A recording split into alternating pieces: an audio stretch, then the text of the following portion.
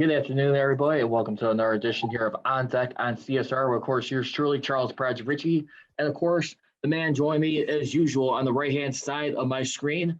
Talk about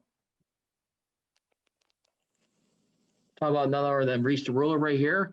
You can catch him throughout the week. Follow him on social media, on Twitter and Instagram at ISDR3 with another boat. You can also follow him on Facebook at Hemo Sabi right now. As for myself, you can follow me on Twitter and Instagram at Prodigy Richey.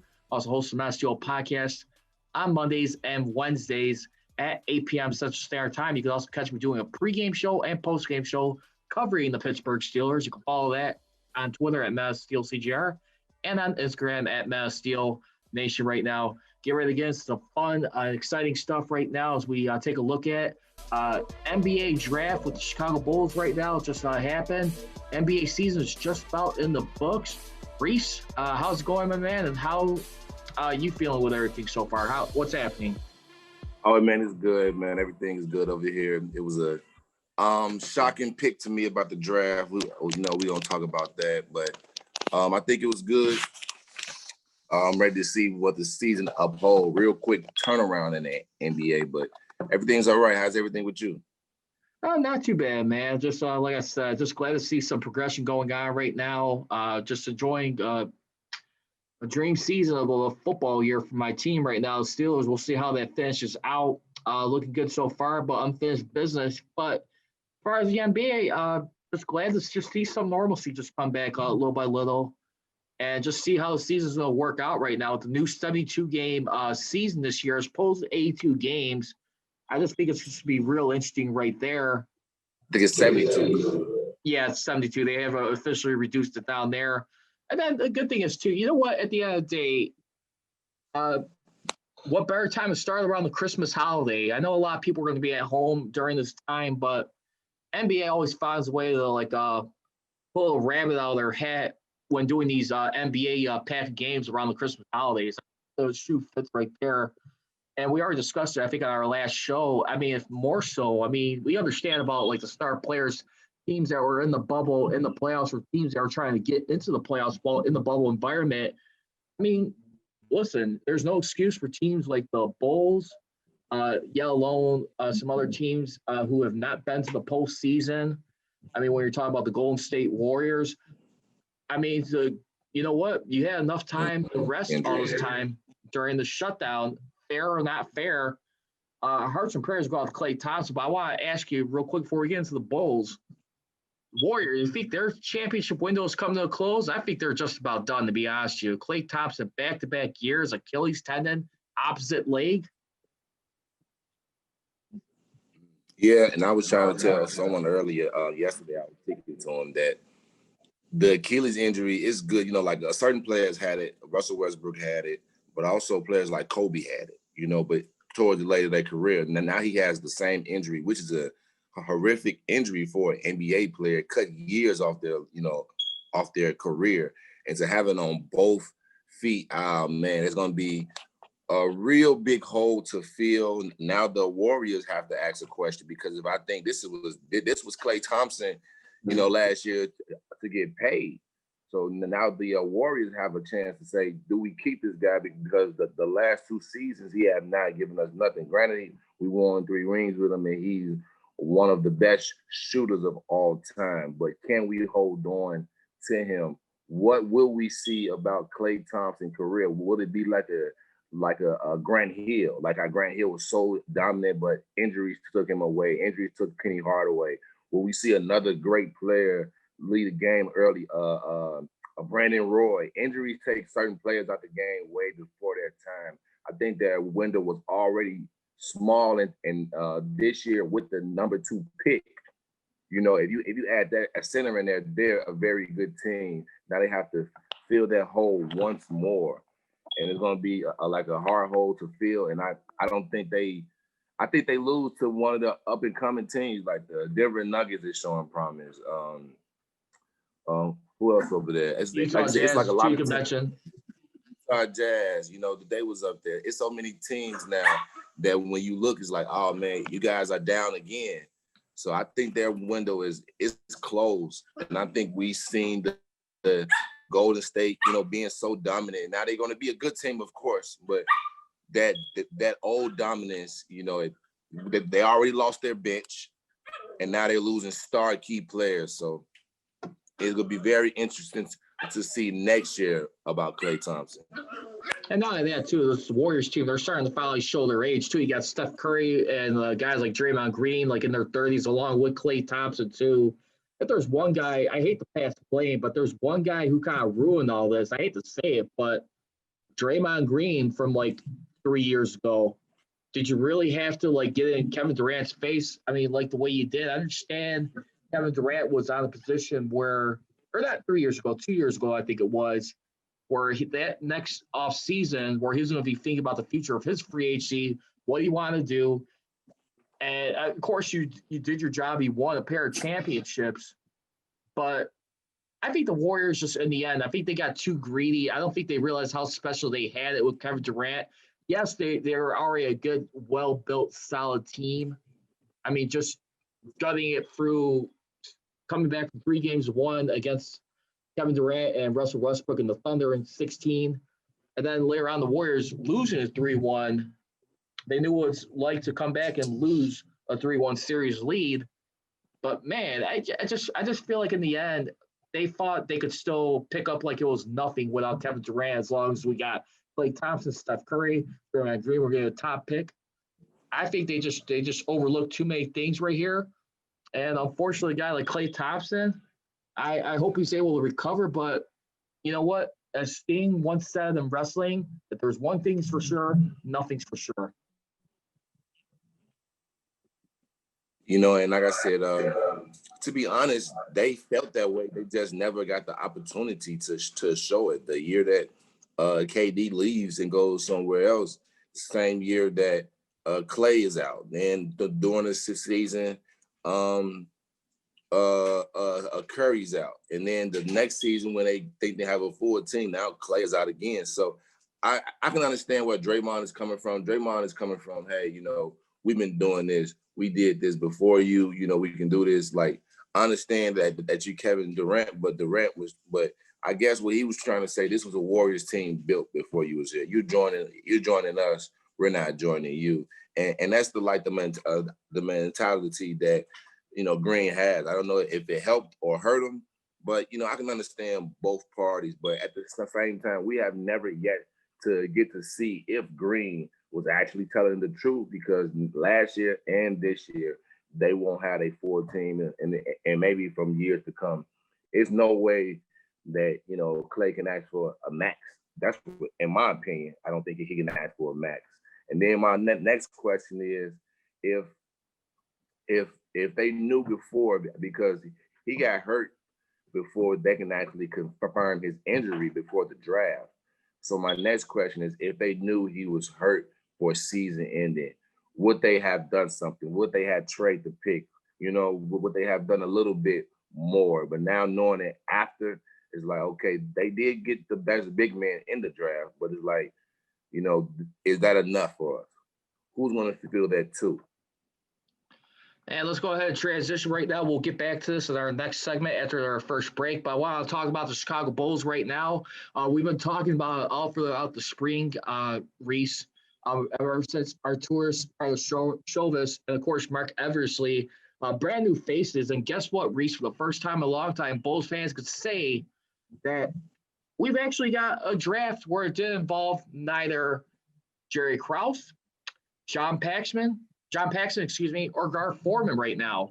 I got to be honest with you, these picks right here that I've seen in the draft, I mean, for what the Bulls are trying to do, I mean, going forward right now, their first pick at number 4 was Patrick Williams out of Florida State. This guy was an all-freshman at the Atlantic Coast Conference, and he was also the 6th man of the year during that time. His only time in college basketball. He only played 1 season right here. I think for a guy like him, when we look at it, I mean, Artūras said about this guy that he loved his ball handling right here, that a lot of things that people didn't see. And the more they got the research about this guy, more stuff started to show up little by little as they got closer to the draft. They seem to be pretty impressed. What's your biggest impressive marks about this kid and takeaways with their first pick being at number 4.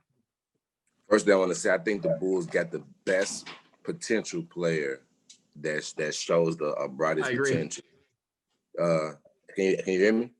Yeah, I can hear you. I think that the Bulls ended up drafting the best potential pick in the draft. But at the hindsight, I have no problem with the pick. My only problem is the pick at 4. I felt as if we could have traded that pick somewhere and maybe got a player and moved down and drafted him. He has one of the best raw talents in there. So it's like, he came off the bench. You know, I was a little skeptical because I felt like it was ready. It was more ready now players in the draft that showed more promise that we could have, got. I actually prefer the second round pick because it's in the second round, and that's a nice center. I have no problem with Patrick Williams. I just felt like if we would have drafted him at about 7 to 10, I would have been like, that's a steal.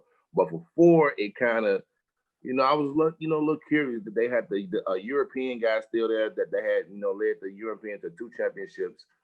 The best shooter was still left in the draft. So to me, it was like, I guess we could have got more ready now talent. But then I'm looking like maybe with new management, they see that, okay, guys, maybe we can't, go into ready now mode. The same people that's running this, I think they ran the 76ers a little bit. And so now if you look at teams like that, they are, starting to build. So we may be in a time where we see us in these early rounds for maybe 2 more years to build what we have to do. You know what? And the thing is, too, with Patrick Williams, too, as we get ready to go into the second pick in the second round, which was at number 44 overall, the Bulls selected Marko Simonovic right here. No surprise right here, a EuroLeague player right here. When you look at a guy like Artūras Karnišovas, a lot of people are going to be wondering what kind of, talent was he going to bring from, overseas right here. I think some people were kind of putting that on their radar list. When you saw a guy like Artūras come in to take over the helm at the executive vice president of basketball operations. The only question is right now, is he going to be like another Nikola Mirotic right now, where he's going to have to stay overseas right now or in the developmental league, maybe go into the G League or something, or somewhere out to the side where he could further develop his talent and then get a chance to be called on right now.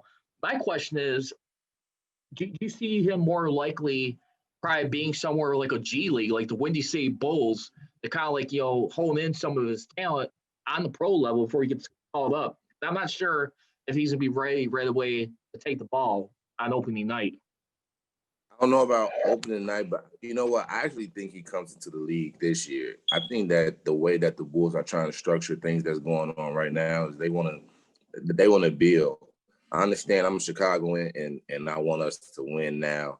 But we got to really look at our team and we got to really understand that in order for us to be competitive, we need to, either build a team or sign a heavy, good free agent, and that don't look like none of them coming our way.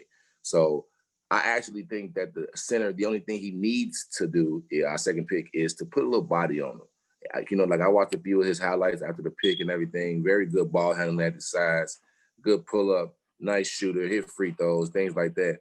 You can see how the Bulls are turning more into a fast-paced team with our shooters and everything. So I definitely agree with the pick, and I actually think that he plays in the NBA this year. No G League or anything. I think that they're trying to see what these players can do right now because these next 2-3 years are critical. Yeah, I definitely do feel like they're critical right now for the next 2-3 years. But at the same time, too, with the Bulls, at this point in time, if you're going to go for this process, you got to make sure you're doing it properly right now. Because at the end of the day, you got some players coming up right now where you're going to try and pave yourself, get yourself ready for some money to be freed up right here. Later on in due time. When you look at the Bulls are prime right now, have a lot of salary cap freed up next summer. You also got a guy right now, too, that's been signed right now from the Nets, basically, FAUptempo. He signed a 1-year, $5 million deal, according to Casey Johnson of NBC Sports Chicago. Averages career high with 10.3 points per game last season. His second highest minutes being played at nearly 28 minutes a game right now.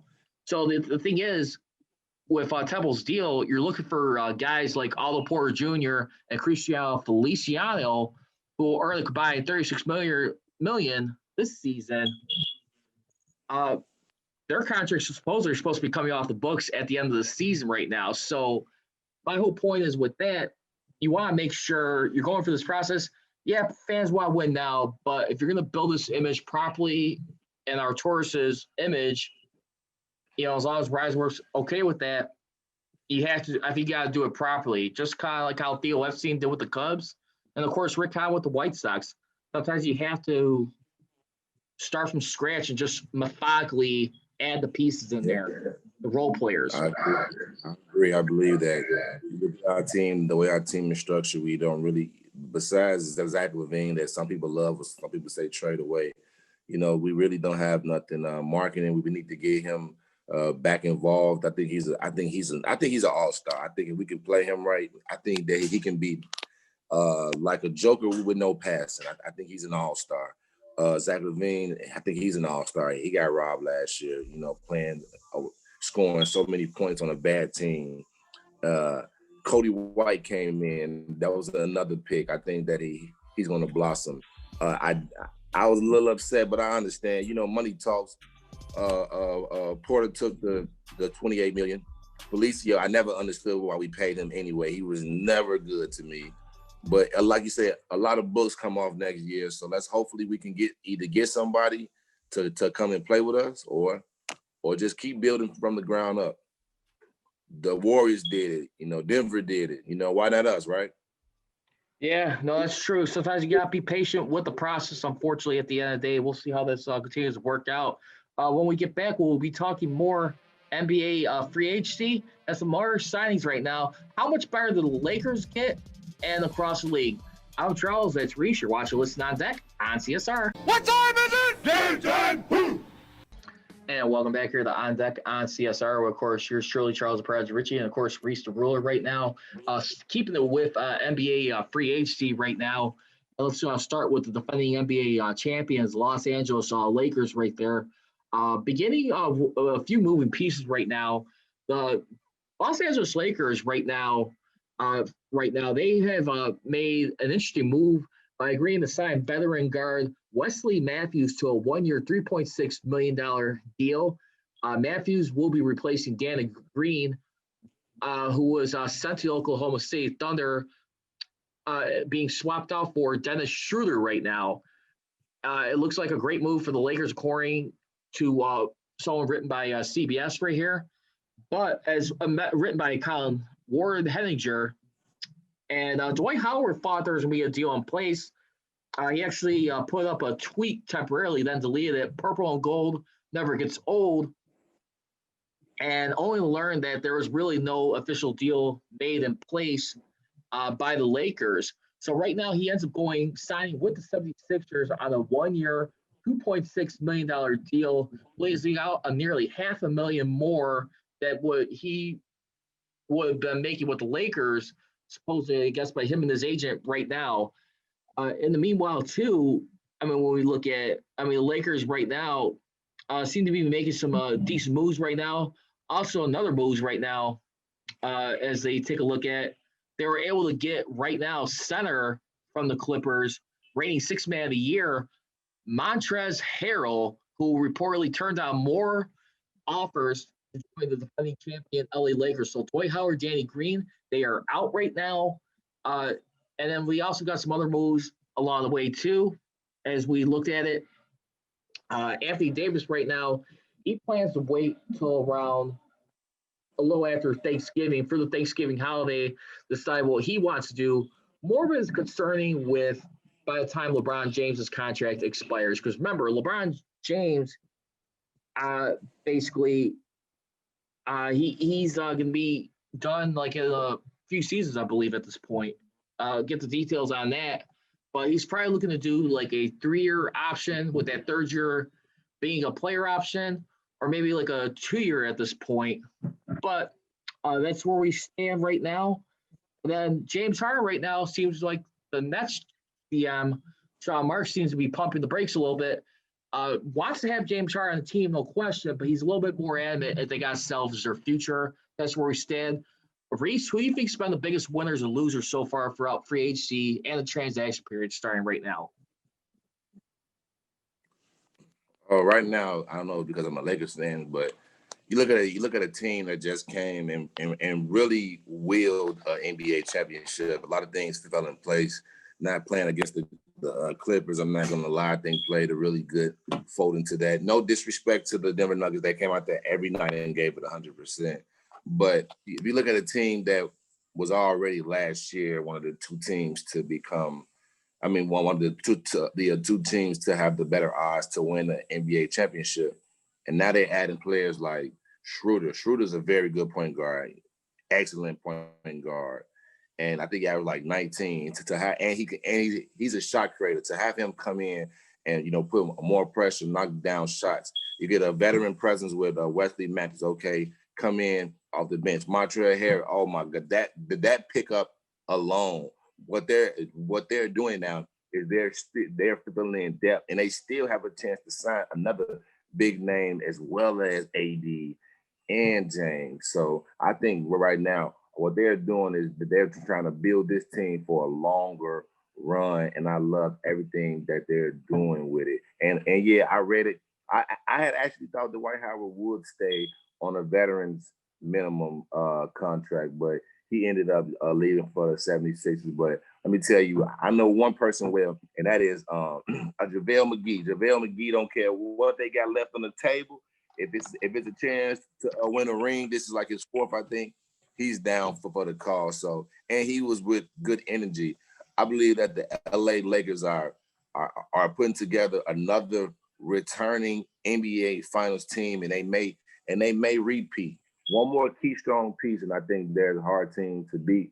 With James Harden, man, that's crazy. But he said it. He said he's trying to do his AD thing. He's trying to work his way out and to a team where he feel like he can win a championship with. And I definitely agree. If you put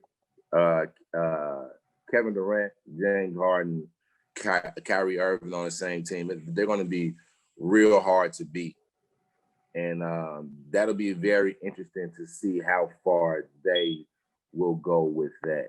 But other than that, that's really the only team I've seen so far that's been winning is the LA Lakers, and they still can add a player like Oladipo as well as LeBron James and AD.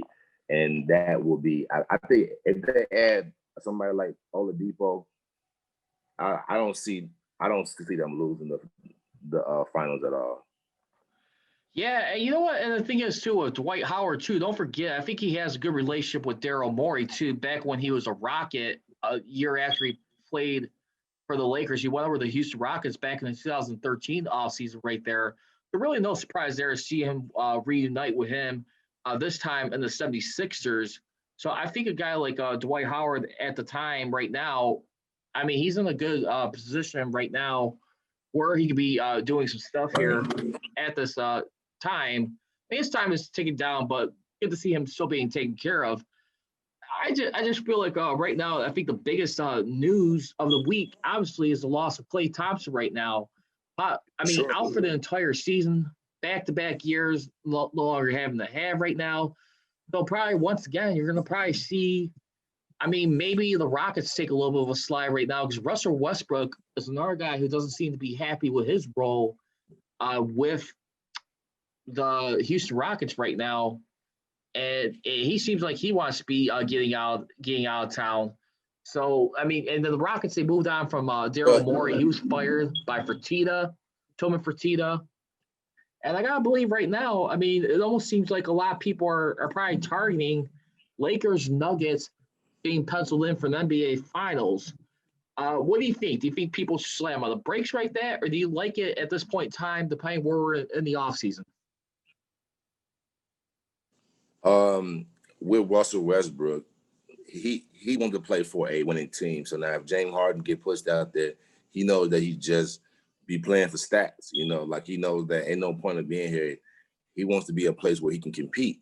So I understand that if James Harden want to go, hey, let him leave too.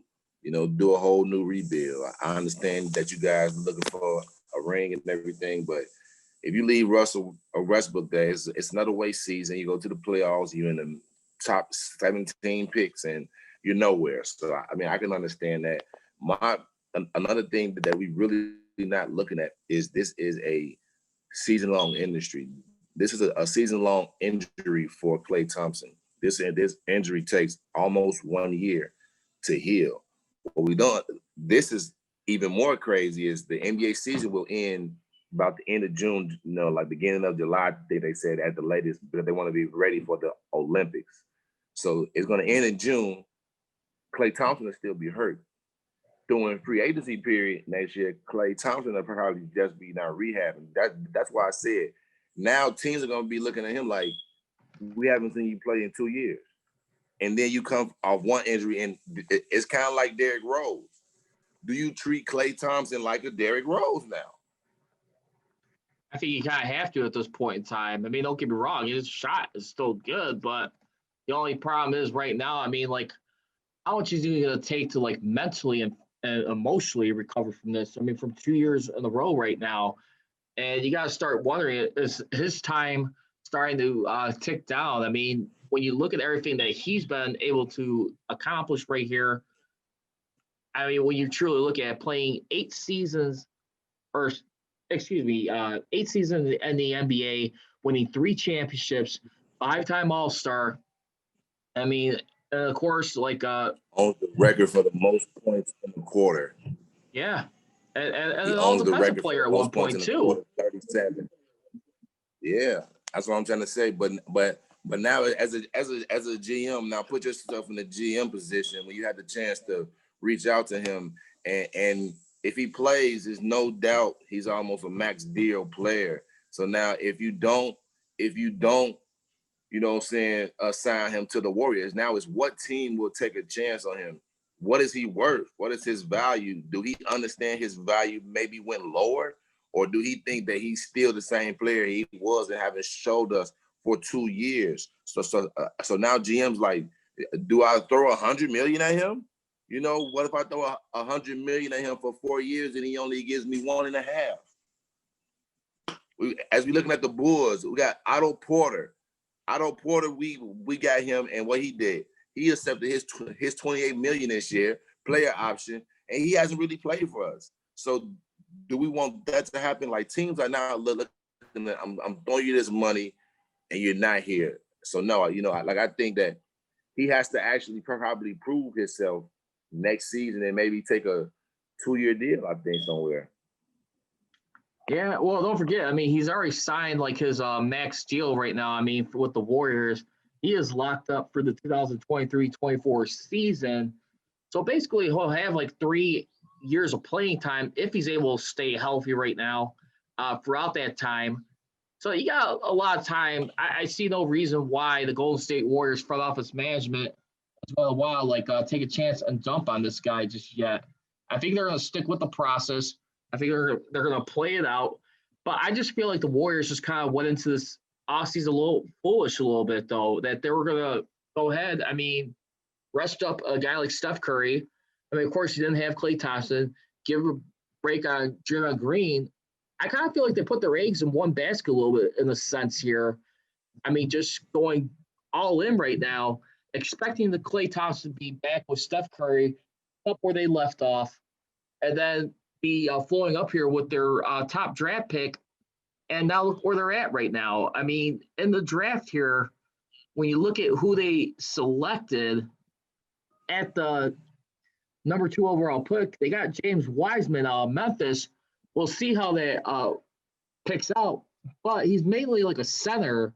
I don't know if he's going to be like a power forward at all with Green. But I just feel like the Warriors kind of just overplayed their hand. They just got too cocky in the end. They really did.